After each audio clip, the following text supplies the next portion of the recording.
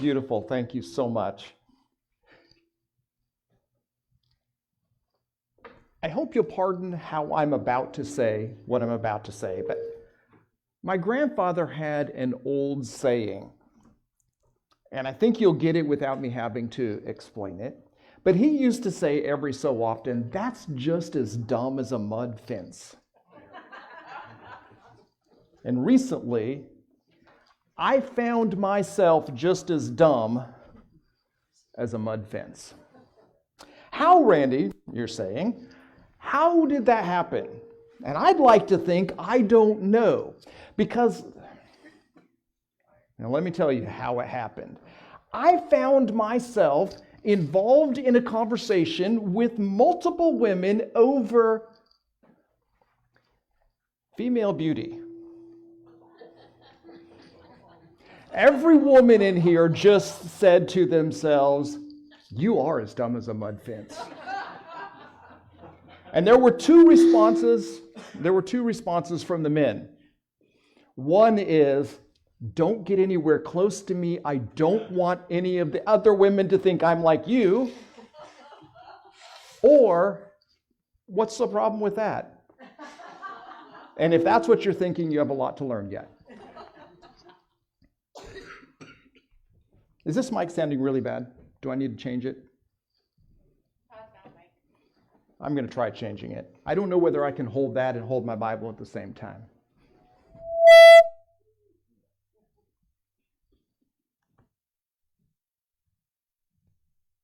Although I think the green one is the one that was messing up earlier. So we'll see how this goes. So yes, I found myself involved in this conversation. But that's not enough yet. Because you see, the conversation wasn't just about female beauty. It was about how female beauty changes as women get older. So now I've got beauty and age going on in the same conversation. And every one of you is now agreeing that my grandfather's statement is absolutely correct. I was as dumb as a mud fence. Thank you, Bill.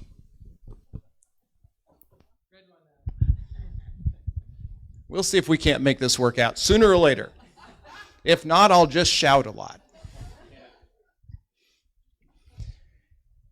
At the risk of digging my hole even deeper, I'm going to tell you a little bit about the conversation. I was making the argument that beauty is a matter of circumstance. Let me make my argument. How many of you have ever heard of an artist named Reuben? Reuben made paintings. In fact, there is a term that came from it called Reubenesque. In Reuben's time, there was a lot of famine, and Reuben's beautiful women were, let's not dig this hole any deeper, Randy, we'll just say voluptuous. They were women who'd had plenty to eat. But that was considered beautiful in his time, and I was trying to make the point that beauty doesn't have anything to do with some science. Beauty is a matter of beholding, and beauty is a matter of whatever standard we put up today. And in my life, those standards have changed, for instance. Because when I was young, we didn't have TikTok and Instagram. We didn't have little girls that were running around the world somehow making a living just off of taking pictures of themselves, making stupid faces.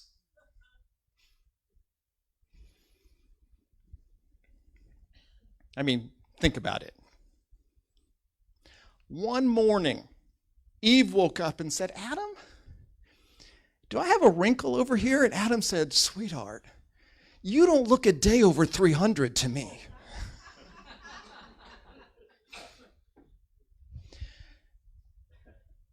I'd like to try and make a point. I'd like to actually, before I do, see if I can get that clicker.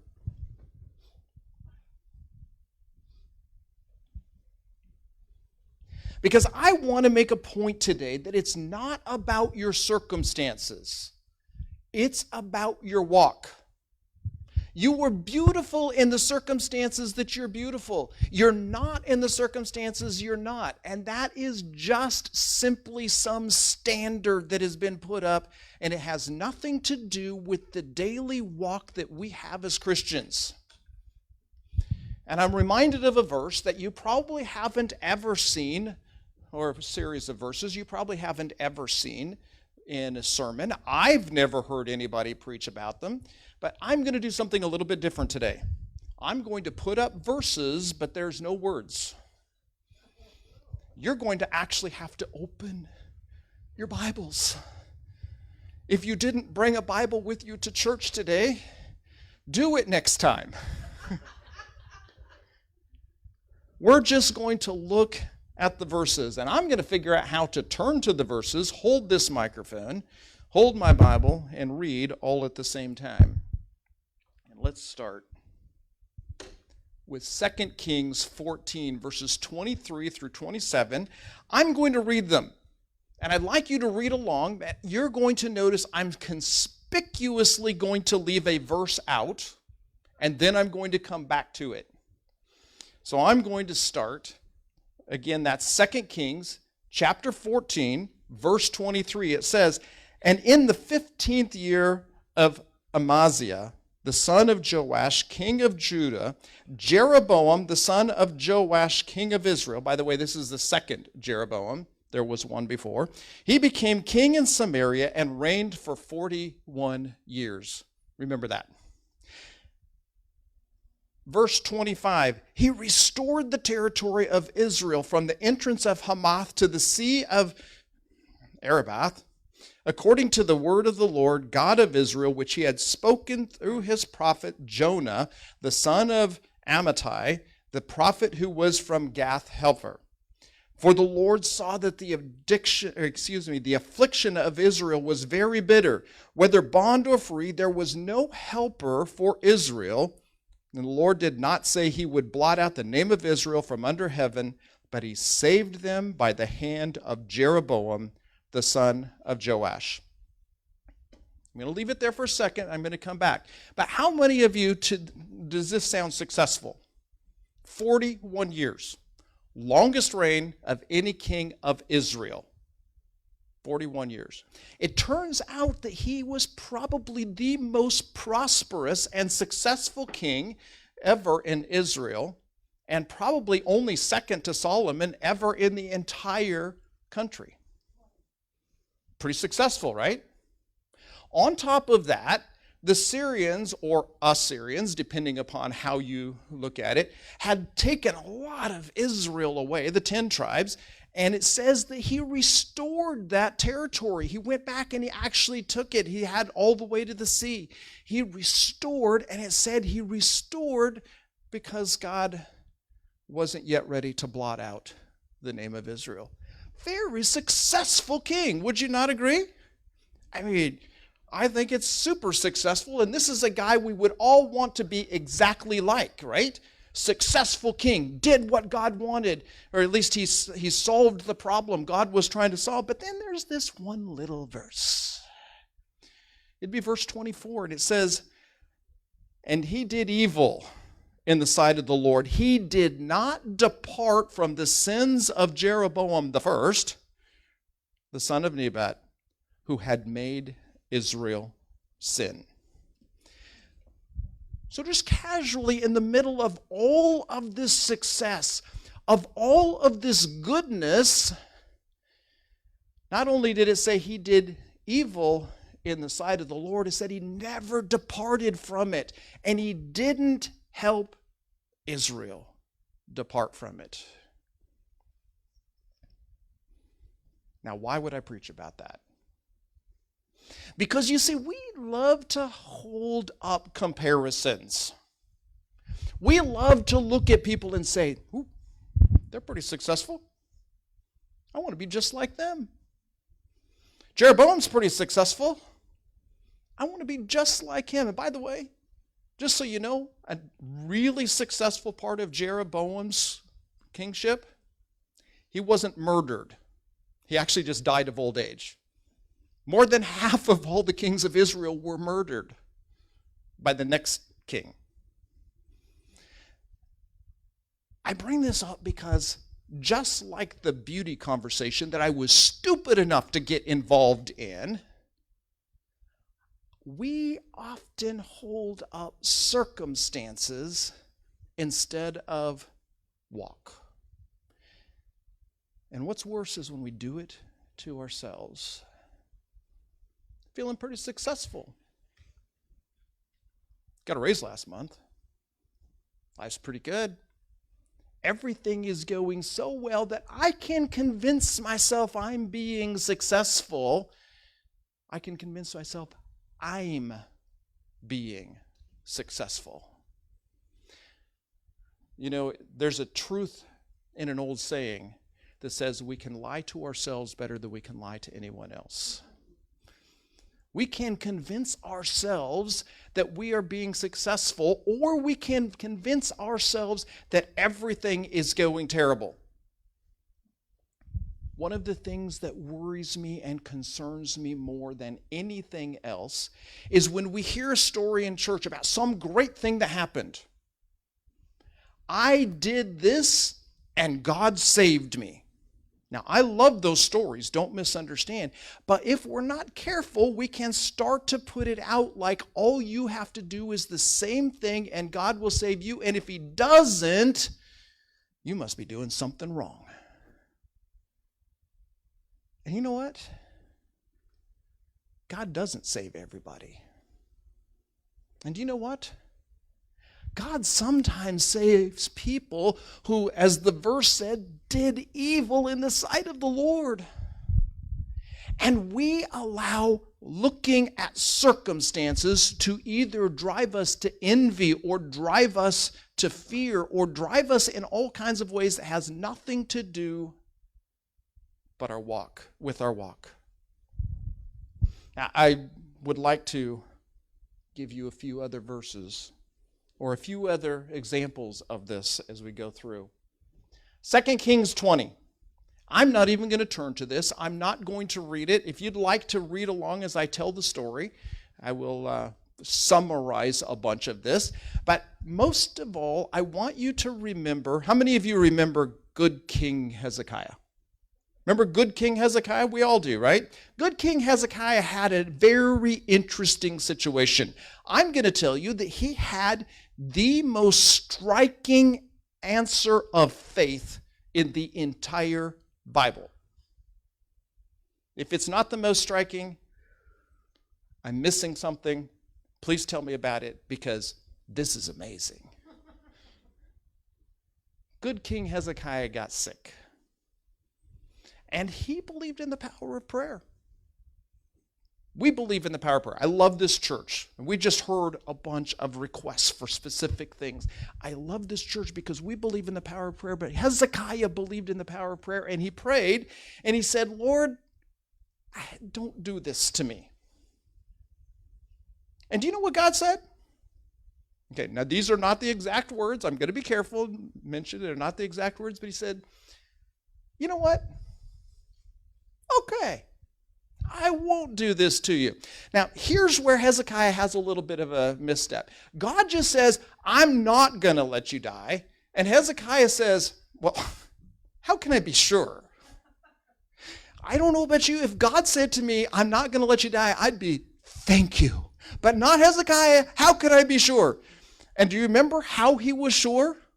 It said the sun went backward. Now, I'm just going to tell you this. I'm a big believer, and be careful because we can get into conversations that are not what I mean here, but I'm a big believer in science. I've taken so much science, and I know how so many things work, and so many things can be explained inside of science, but moving the sun backwards cannot be. It's impossible. And the sun, it didn't even just stand still. That happened once. It went backward. And let me tell you how Hezekiah said thank you. Hezekiah, being the great guy he was, just a few weeks later got a note from another king. Oh, I'm so glad to hear that your sickness is gone.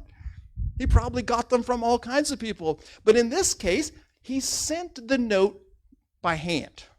He sent somebody, and he said, he literally handed him a card and said, Hezekiah, I'm so thankful that everything worked out okay. And Hezekiah said, oh, everything has worked out so good. I have such a great God. My life is so fantastic. Let me show you just how fantastic my life is.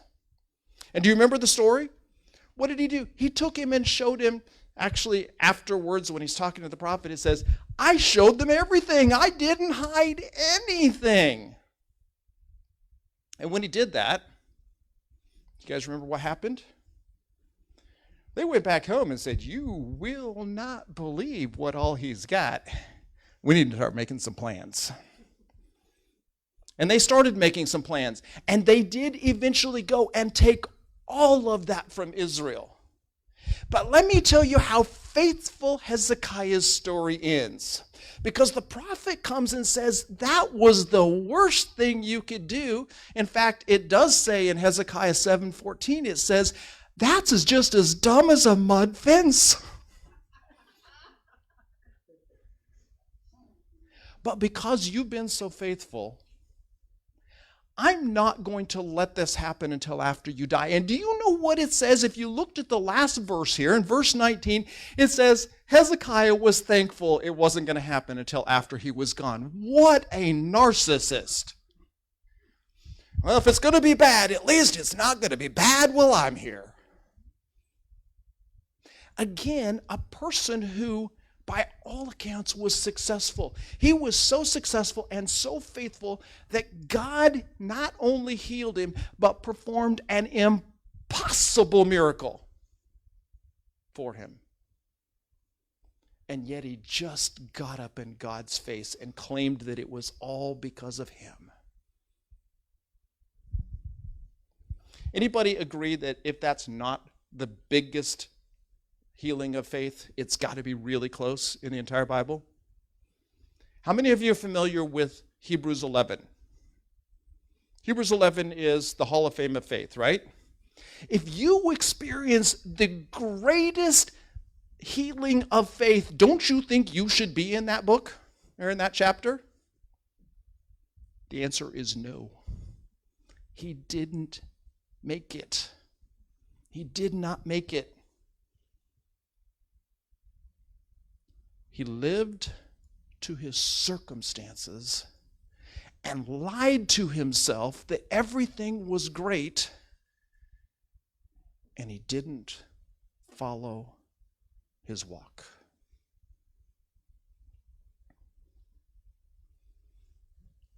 Since we mentioned Hebrews 11, let's go to Hebrews 11, because, this is an interesting, most of us focus on the first verses of Hebrews 11. How many of you really ever get to the end of Hebrews 11? A lot of times we don't get to the end of Hebrews 11. Let's see whether I can get turned there with one hand. I think that I can do it. But I want to take you through, and we're just going to look for just a few minutes at Hebrews 11, and some very interesting, at least in my estimation, some very interesting things. I really want to, we're going to get to Hebrews 12, verse 1, a few verses there, and I want to get to that, but as you probably know, when they wrote the Bible, they didn't say this is Hebrews 11, this is Hebrews 12.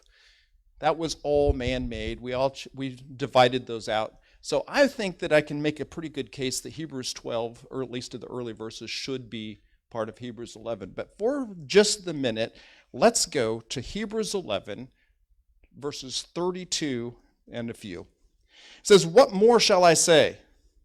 From time would fail me to tell of Gideon and Barak and Samson, Jephthah, and also of David and Samuel and the prophets, who through faith subdued kingdoms, worked righteousness, obtained promises, quenched the mouths of lions. These are all pretty successful people. Anybody want to be somebody who's got enough faith you can quench the mouth of a lion? If I was in Africa, I'm pretty sure I would want that particular. But let's go on. They quenched the violence of fire, escaped the edge of sword, out of weaknesses were made strong, became valiant in battle, turned to fight the armies of the aliens. Women who received their dead, raised to life again. All of these sound like some pretty successful people, do they not? I want to be in the Hall of Faith fame. And then we get these next verses. Because you see, then it goes on to say, others were tortured, not accepting deliverance, that they might obtain a better resurrection. Still others had a trial of mockings and scourgings, yes, of chains and imprisonment. They were stoned, they were sawn in two, they were tempted, they were slain with the sword, they wandered about in sheepskins and goatskins, being destitute, afflicted, and tormented, of whom the world was not worthy. The Hall of Fame has winners and losers, at least when it comes to circumstances. Anybody want to be in that last group that I just read about? Nobody wants to? Isn't this a problem, though, for us? Isn't it true that we sometimes look at our life and think that God's not with us because bad stuff is happening? Have you ever felt depressed because your life wasn't going well? Now, I'm going to admit to something. And fortunately, I have this because you couldn't be a salesman without it. But I'm either all the way up, which is most of the time, or I'm all the way down. I have very few moments I'm in the middle. I believe everything is fabulous, or the world has come to an end. And that's pretty much my swing.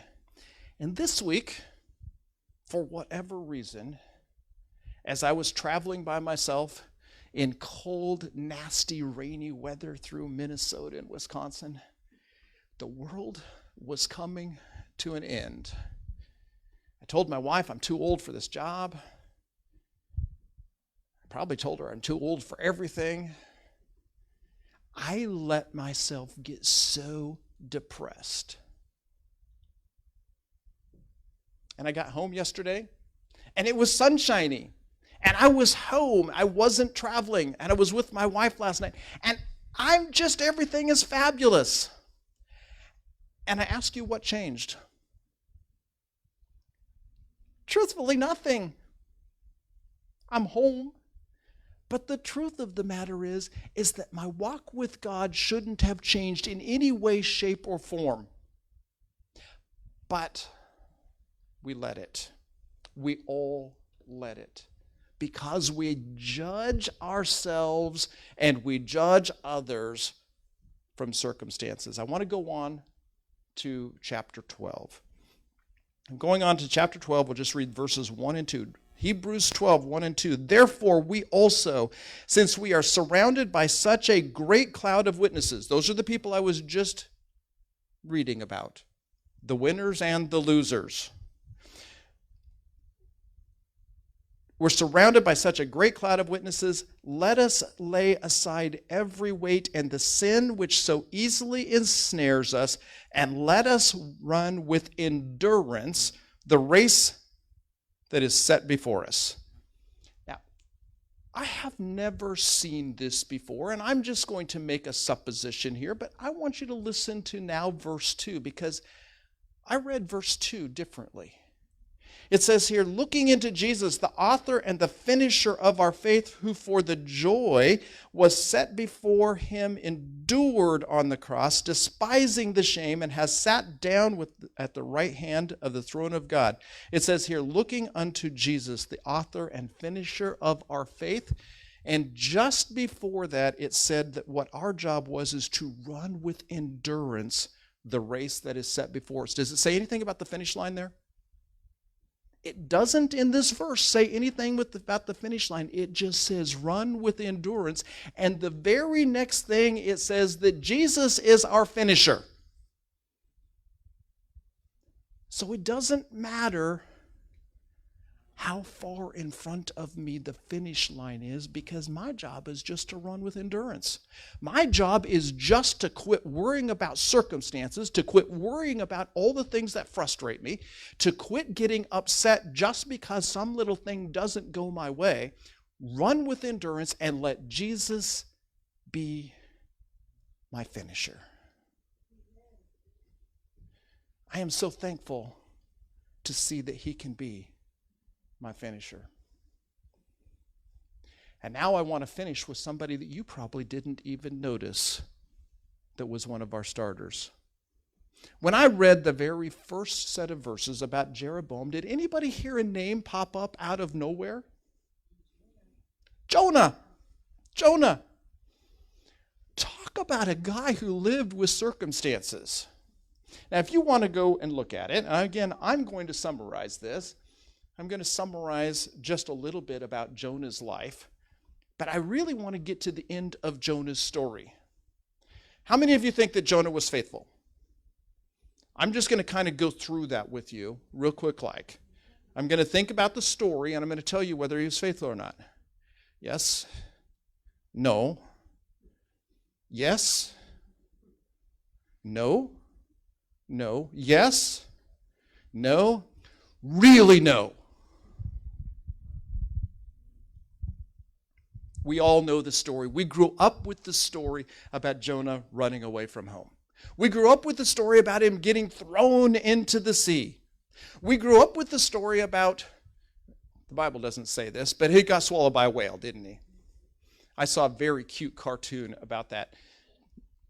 I saw a very cute cartoon in which a teacher was standing up in front of class saying, and now, well, whales are mammals. They are very large, but they don't have a large enough throat. They couldn't swallow a human. And a little girl said, but a whale swallowed Jonah. And the teacher said, I repeat, a whale could not swallow a human. And the little girl said, well, when I get to heaven, I'm going to ask Jonah. And the teacher looked at her and said, little girl, what are you going to do if Jonah went to hell? And the little girl said, well, then you ask him.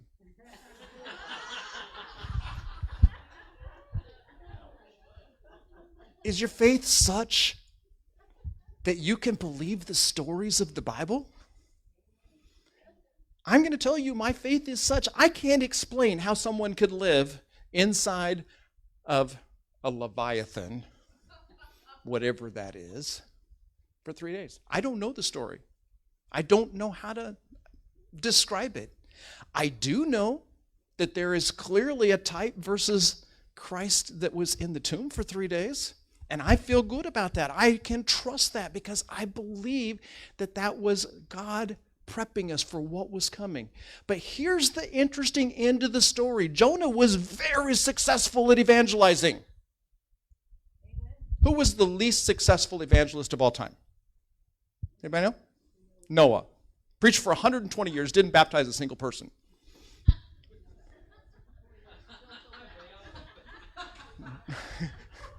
I don't think that's a baptism. Jonah walks into town. He just walks into town, and he's mad. And he says, if y'all don't start praying, you're all going to die.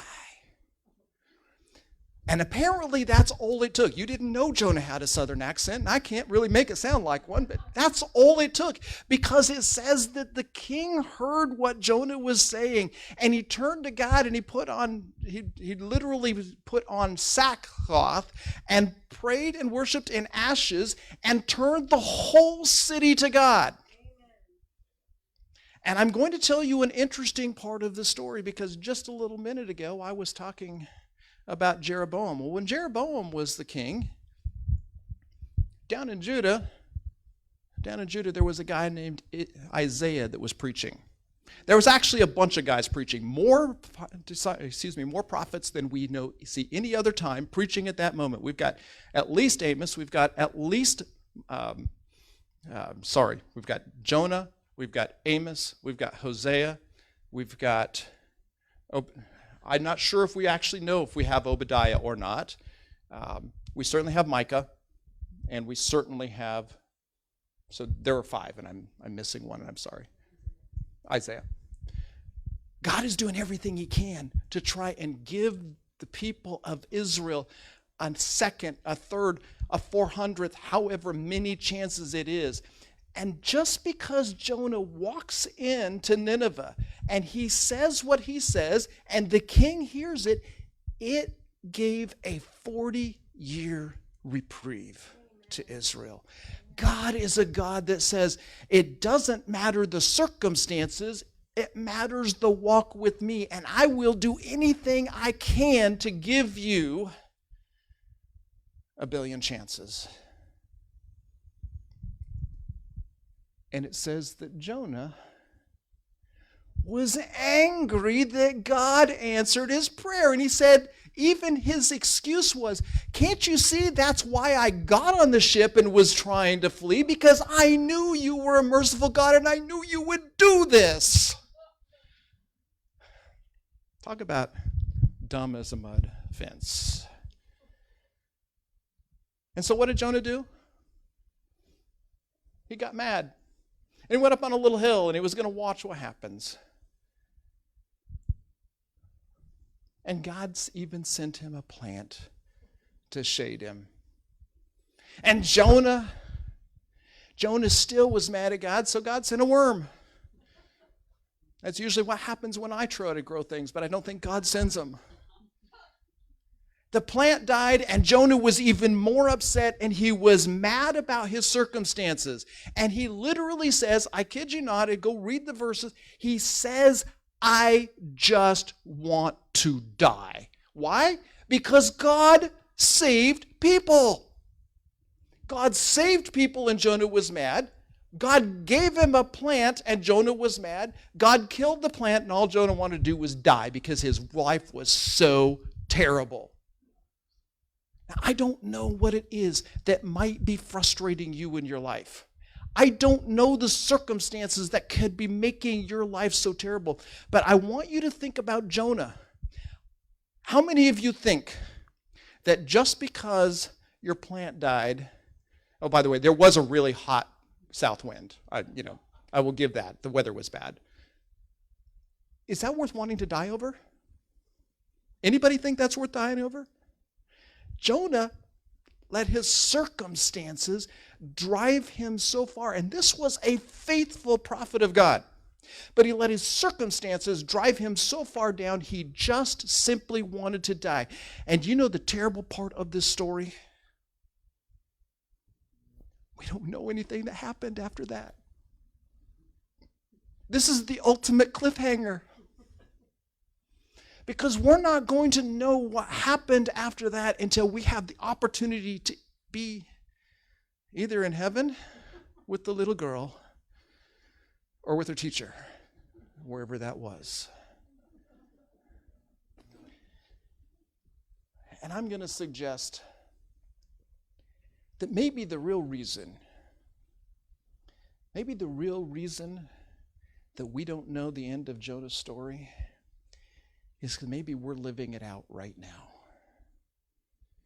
And you need to decide whether you're going to be Jonah living in circumstances or if you're going to run that race to the end knowing that Jesus is the actual finisher of the race.